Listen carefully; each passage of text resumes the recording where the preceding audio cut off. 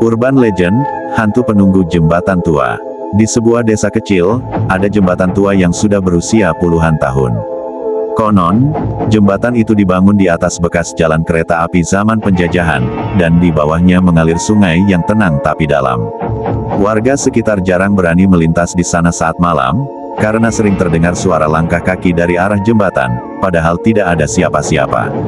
Kadang, terdengar suara perempuan menangis lirih, semakin dekat, lalu tiba-tiba menghilang.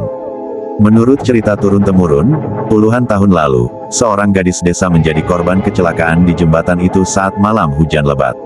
Tubuhnya jatuh ke sungai dan tak pernah ditemukan. Sejak saat itu, arwahnya dipercaya gentayangan, mencari orang untuk menemaninya di dasar sungai.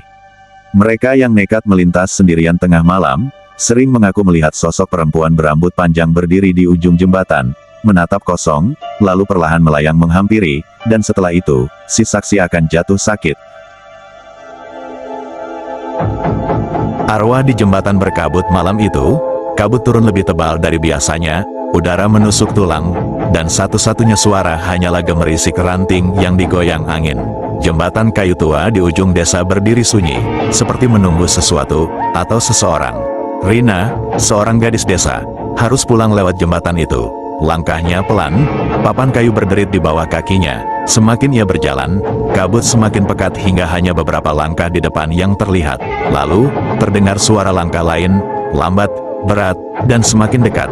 "Siapa di sana?" tanyanya gemetar. Tidak ada jawaban, hanya langkah kaki yang kini terdengar di kedua sisi, seperti datang dari segala arah.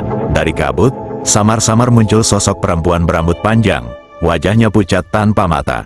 Gaunnya basah dan meneteskan air yang tak berkesudahan. Ia berdiri diam di tengah jembatan, menghalangi jalan. Rina ingin mundur, tapi di belakangnya, terdengar langkah kaki yang sama. Jantungnya berdegup kencang.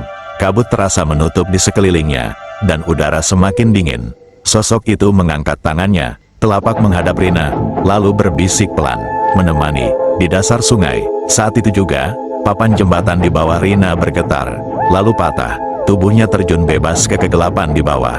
Suara percikan air menghilang di telan sunyi, meninggalkan jembatan kosong, seolah tak pernah ada yang lewat malam itu.